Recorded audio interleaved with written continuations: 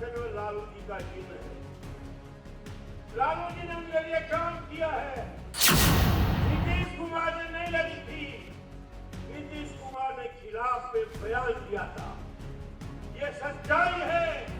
हिम्मत है कमर मुकदमा करे। सबसे बड़ा दुश्मन अगर कोई है अति पिछड़ा का तो उसका नाम है नीतीश कुमार। नमस्कार, मेरा नाम आलोक है। आप लाइव टीवी देख रहे हैं। आरजेडी के नए प्रदेश अध्यक्ष हो गए मंगनीलाल मंडल।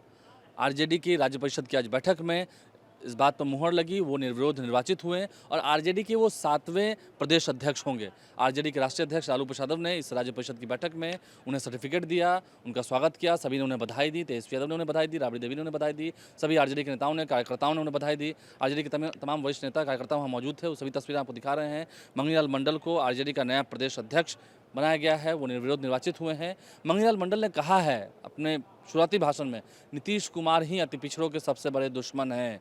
पहले क्या हुआ था, लालू प्रसाद ने क्या लड़ाई लड़ी, आडवाणी जी को जेल भेज दिया जो सामाजिक सौहार्द को बिगाड़ना चाहते थे। ये सभी बातें, पुरानी बातों का जिक्र किया है। और इस साल लड़ाई है, बड़ी लड़ाई है। तेजस्वी यादव को बिहार का नेतृत्व सौंपना है, तेजस्वी यादव को मजबूत करना है। पार्टी कार्यकर्ताओं का है कि अभी संगठन को और मजबूत कीजिए। मंगनीलाल मंडल ने आरजेडी के प्रदेश अध्यक्ष के पद संभालने के बाद अपना पहला भाषण देते हुए क्या कुछ कहा है। धानुक समाज से वो आते हैं। देखिए, आरजेडी A to Z की बात करती है और अति पिछड़ा समाज से आने वाले मंगनीलाल मंडल को अब प्रदेश अध्यक्ष बनाया गया है। ये मैसेज पूरे बिहार को दिया गया है। मंगनीलाल मंडल क्या कुछ कहे थे लालू प्रसाद के सामने, तेजस्वी यादव के सामने, पूरे मंच से, सभा के सामने, आपको सुनवाते हैं। इसलिए जिन निकला, अपार बहुमत से जनता दल जीता। उस समय में जनता दल सब एक थे। लालू जी दोबारा सीना तान करके मुख्यमंत्री की शपथ ली उन्होंने। लालू जी के प्रति कहा, सामंती वर्ग इनको तो अब चुनाव से नहीं हटा सके। जिन नहीं हटने देगा, जिन इनके पीछे अपार शक्ति है, कि जिनकी शक्ति के सामने हम बौना है, तो प्रपंच किया, छल किया, दुष्चक्र किया। लालू जी भगाओ। लालू जी कितने महीने में चले गए?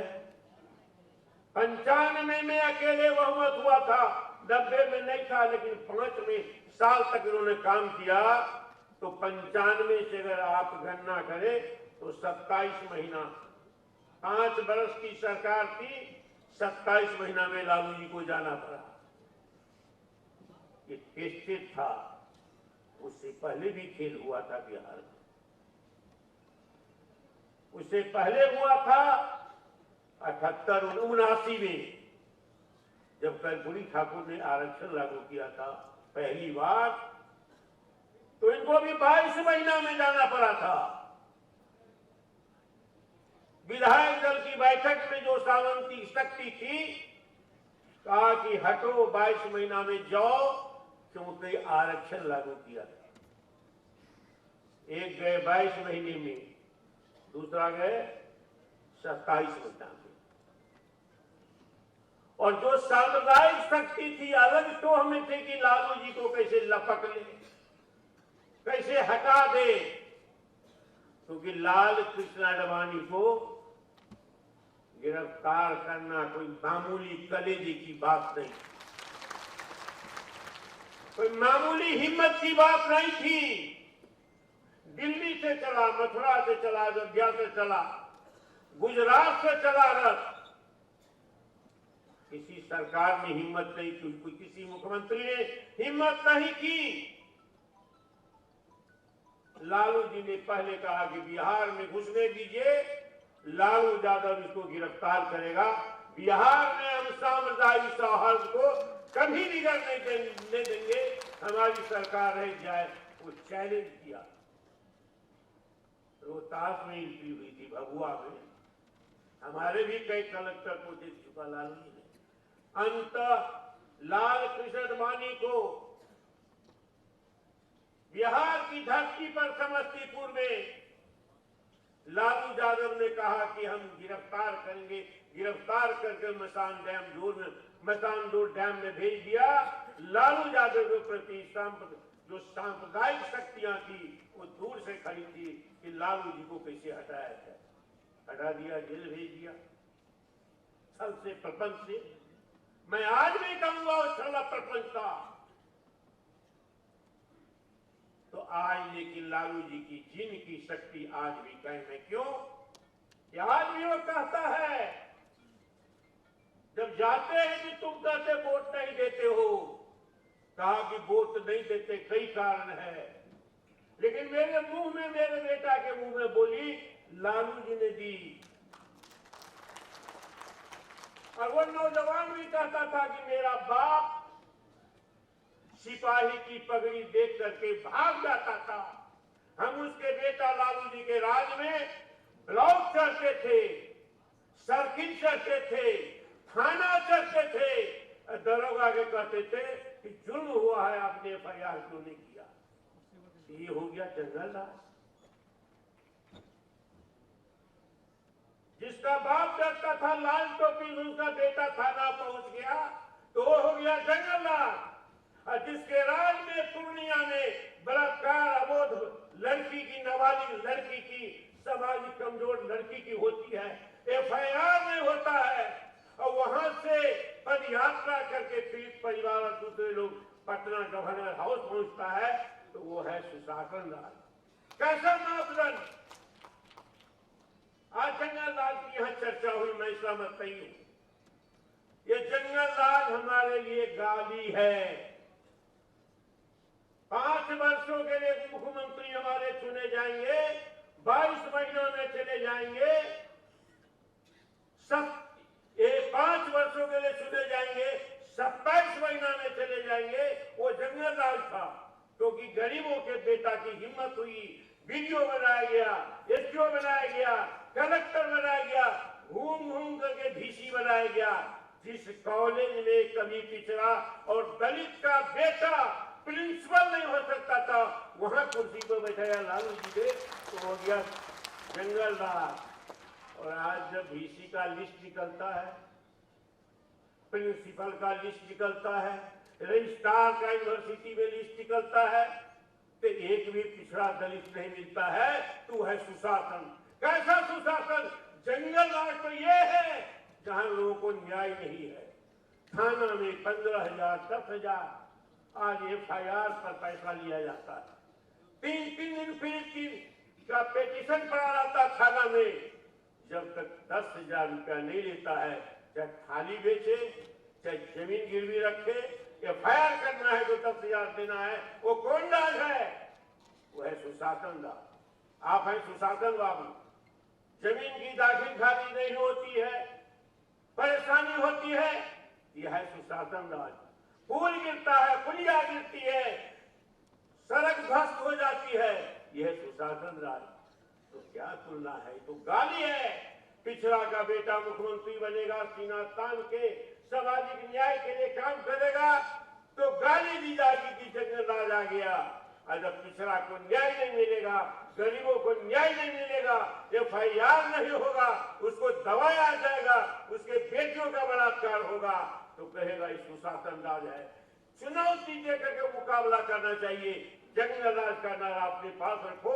ये गरीबों के लिए, वंचितों के लिए, दलितों के लिए, पिछड़ों के लिए, अति पिछड़ों के लिए गालियां। गाली मत दो। 20 साल तुमने गाली दी, अब गाली बर्दाश्त नहीं करेंगे।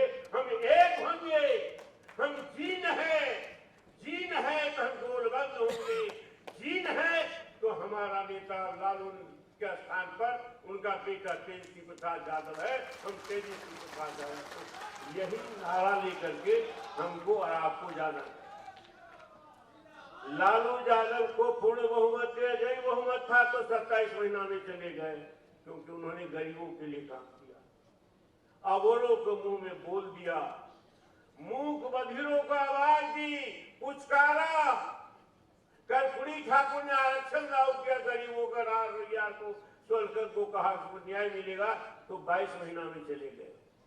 जिनको बहुमत कभी नहीं मिला, नीतीश कुमार को बहुमत नहीं मिला, 45 MLA लाया तब मुख्यमंत्री है, कभी 50 MLA लाता है।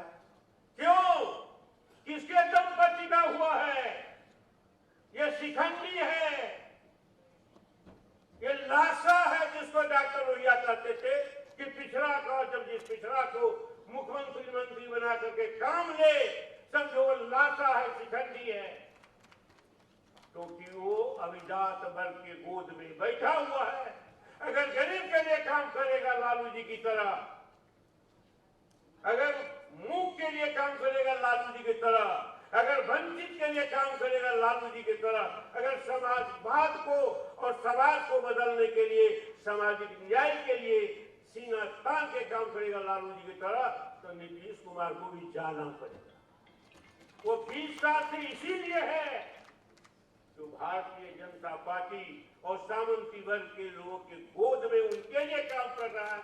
इसीलिए मैं कहता हूं कि गरीबों की सरकार नहीं, ये पिछड़ों की सरकार नहीं, अभी पिछड़ों की सरकार नहीं, ये पिछड़ा का बेटा हो सकता है, लेकिन सरकार किसी दूसरे के लिए चला रहा है जो उनके पीछे 3.5 लोग हैं। वो कौन है 3.5 लोग? जो हमारे लोगों के लिए बाधक है, जो सामाजिक न्याय के लिए बाधक है, जिसने लालू जी को हटाने के लिए छल प्रपंच किया था, जिन्होंने कर्पूरी ठाकुर को 22 महीने में भगाया था मुख्यमंत्री के कुर्सी से, वो सारे लोग उनसे गोलबंदी करके उनसे काम ले रहा है।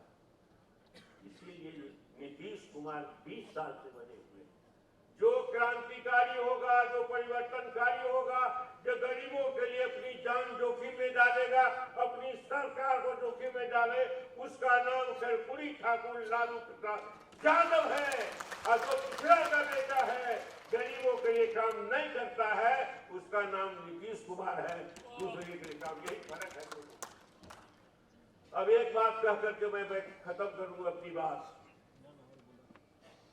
पहली बार जब लालू जी ने नीतीश कुमार जी को सहलाया था, लालू जी को अपने गोद में बैठाया था लालू जी ने नीतीश कुमार को, और गठबंधन की पहली सरकार बनी थी, और फिर वो चले गए बीजेपी के गोद में, तो असेंबली हुई पहली।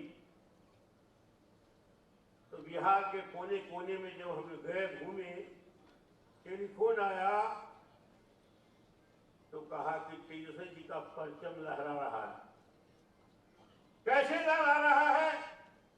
विधानसभा में जब वो मुख्यमंत्री से हटे और नीतीश के सामने खड़ा होकर के प्रतिपक्ष के नेता की हैसियत से भाषण दिया, तो लोगों को उम्मीद नहीं थी कि ये बालक ऐसा अपना परचम लगाएगा विधानसभा में।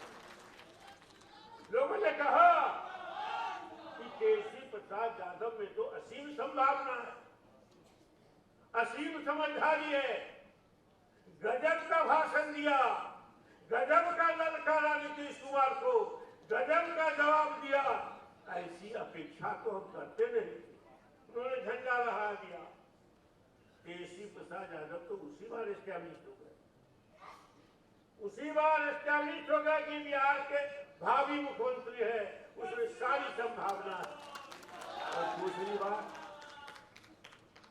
दौड़े दौड़े, दूसरी बार भी थोड़ी दूरी है, इधर लालू जी है, उधर नीतीश जी है, दौड़ के चले आए। केसी जी ने 2 बातें की।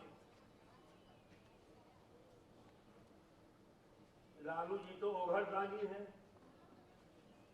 नहीं लेना चाहिए था, ले लिए, नहीं माफ करना चाहिए तो माफ कर दिया, नहीं समर्थन देना चाहिए तो शामिल हो गए महागठबंधन में, नीतीश कुमार को ले लिए। तेजस्वी जी के पास दृष्टि है, नौजवान है ना, नौजवानों को ज्यादा दृष्टियां आती है। उन्होंने कहा कि 2 शर्त हमारी ये सरकार बनाने की। एक शर्त है कि बिहार में बेरोजगारी बहुत है और पद रिक्त है, और पद रिक्त है तो 10 लाख लोगों को नौकरी देने की राज्य सरकार की क्षमता है। नीतीश कुमार ने कहा कि पैसा कहां से आएगा, पद कहां है? कहा कि पद तो रिक्त पड़ा है और आपकी सरकार ने फैसला लिया है कि पद रिक्त होगा, पद स्वतः समाप्त हो जाएगा। और दूसरी तरफ आरक्षण के सिद्धांत की अवहेलना हो रही है कि आउटसोर्सिंग से नियुक्तियां की जा रही बैकडोर से, उसमें आरक्षण लागू नहीं होता है। आपको तर्क के साथ समझाया कि 10 लाख नौकरियां आप दे सकते हैं 1-2 साल के अंदर, आप तैयारी कीजिए, ये शर्त मंजूर हो तो आपके साथ जाने ले किया है। कहा कि ठीक। आज बिहार के नौजवानों को 5 लाख बेरोजगार लोगों को काम मिला है, नौकरी मिली है, उसका संपूर्ण श्रेय तेजस्वी प्रसाद यादव को। नीतीश कुमार को लगा कि ये तो श्रेय जा रहा उन्हीं को, नौकरियां मिल रही है लोगों को, 5 लाख तक पहुंच गया, सरकार से भागा। दूसरी बात कहा कि जात आधारित गणना करानी होगी ताकि पता चले कौन जात कहां छुपा हुआ है, विकास की धारा किसके यहां पहुंची है नहीं पहुंची है, किसकी कितनी आबादी है, किसकी कितनी हिस्सेदारी है। जनगणना संविधान सम्मत है, जनगणना कराइए। पहले तो नाकुल को किया, आना था, मान लिया, जातीय जनगणना हुई। अगर परिणाम के बाद तेजस्वी ने कहा कि सबसे पहला काम कीजिए, आप आरक्षण की सीमा बढ़ाइए। 65% पिछड़ों को आरक्षण किया, 49.5 से अधिक, और 65% सुप्रीम कोर्ट जो खत्म कर दिया, बिहार के पिछड़ों में बड़ा भारी मैसेज दिया कि पिछड़ा मत पिछड़ो। तेजस्वी प्रसाद यादव ने तो कमाल कर दिया, बेकारों को काम दिला दिया 5 लाख, और ये 65% आरक्षण बढ़ा दिया। नीतीश के लिए बहुत परेशानी का सवाल था कि तेजस्वी जी का नाम हो रहा है, सरकार तोड़ दिया, फिर पलटू राम चले गए, लेकिन 65% आरक्षण खत्म हो गया। तो तेजस्वी जी ने कहा कि डबल इंजन की आपकी सरकार है, हिम्मत है, अगर आप पिछड़ों के हितैषी हैं, अगर गरीब के हितैषी हैं, सामाजिक न्याय के सिद्धांत को मानने वाले हैं और हिम्मत है, तो भारत सरकार से बात कीजिए, हम आपके साथ रहेंगे। तभी आप इस 65% आरक्षण की सीमा को आप संविधान के 9वें अनुच्छेद में डाल दीजिए। नहीं हिम्मत है, नहीं डाल सकते हैं, ये लड़ाई है। ये नहीं तेजस्वी प्रसाद यादव ने चुनौती दी है बड़ा, तो ये मामूली लड़ाई नहीं है, मामूली दृष्टि नहीं है। और सोर्सिंग बड़े बड़े लोगों ने नाम आ रहा कि अरबपति हुए, क्या काम है जी, और सोर्सिंग का धंधा चला रहे, बड़ी बड़ी कंपनी बना करके। ये खत्म होना चाहिए बिहार में, ये नीतीश के चलते नहीं खत्म होगा। अब अंतिम बात ये कहना चाहते हैं, अति पिछड़ा के लिए 36% अति पिछड़ा की संख्या उसकी हिस्सेदारी बताई जाती है। और बिहार में राष्ट्रीय जनता दल आज भी अपने सकारात्मक जनाधार के आधार पर नंबर 1 पार्टी है। 78-79 सीट जीतने के बावजूद तेजस्वी प्रसाद यादव प्रतिपक्ष के नेता है, और 45 सीट जीतने पर नीतीश कुमार मुख्यमंत्री। यही है बिहार की स्थिति। 36% जो आरक्षण में लालू जी का चिन्ह है, लालू जी ने उनके लिए काम किया है, लालू जी ने उनके लिए गालियां सही है। आज भी जाते हैं गांव में, इलाके में घूमने के लिए, तो गरीब का बेटा, गरीब का बाप, वो अति पिछड़ा कहता है, हमको बोली जुबान और हिम्मत लालू यादव से मिलती है। तो फिर वोट क्यों नहीं देते है? वोट क्यों नहीं देते हो? एक मनोवैज्ञानिक कारण है, जो पिछड़ा नहीं है वो पिछड़ा का नेता है। नीतीश कुमार पिछड़ा के बावजूद अति पिछड़ा के घर में पैदा लेने के बाद उसका कभी नहीं रहा है, और कभी नहीं रहा। हम आज एक बात को चुनौती देते हैं, जब कर्पूरी ठाकुर ने बिहार में आरक्षण लागू किया था, तो जो ताकत निकली थी कर्पूरी ठाकुर के खिलाफ में, लालू यादव, मंगनी लाल मंडल ने उसके खिलाफ लड़ाई लड़ी। नीतीश कुमार ने नहीं लड़ी थी, नीतीश कुमार ने खिलाफ पे बयान दिया था। ये सच्चाई है, हिम्मत है कमल मुकदमा करे। अखबारों में खबर छपी थी कि कर्पूरी ठाकुर ने जो आरक्षण लागू किया है उससे समाज में जातीय मनस पैदा होगा, जाति आधार पर लोग बटेंगे, अमीरी गरीबी है, मार्क्स का सिद्धांत लाया था नीतीश कुमार ने। आज बड़े भाई कर्पूरीवादी हो गए, बड़े भागी, लेकिन काम नहीं करेंगे। 20 वर्षों में अति पिछड़ा का जो नेता पैदा हुआ था लालू जी के द्वारा, और जो कर्पूरी ठाकुर के द्वारा पैदा हुआ था, जिसको लालू जी ने संरक्षित किया, संवर्धित किया, पोषण किया, उस धारा को मार दिया नीतीश कुमार ने। कोई अति पिछड़ा का नेता है, सबसे बड़ा दुश्मन अगर कोई है अति पिछड़ा का, तो उसका नाम है नीतीश कुमार। फिर भी अति पिछड़ा कहता है। नीतीश कुमार डॉक्टर लोहिया कहते थे कि जो सच्चा नेता होता है अपने जुबान से वो काम करके दिखाता है, लेकिन उसकी पहचान है, उसके अगल बगल कौन है, वो बैठता है किसके साथ, वो खाता है किसके साथ, वो बोलता है किसके साथ, ये उसकी पहचान है। ये डॉक्टर लोहिया का दर्शन है। नीतीश कुमार के इर्द तो हमारे जैसे लोग मंत्री में थे, अब पहले दिया युवजन सभा में। नीतीश कुमार से पहले में मंगनीलाल मंडल और लालू प्रसाद यादव समाजवादी काम कर चुके हैं गरीबों के लिए।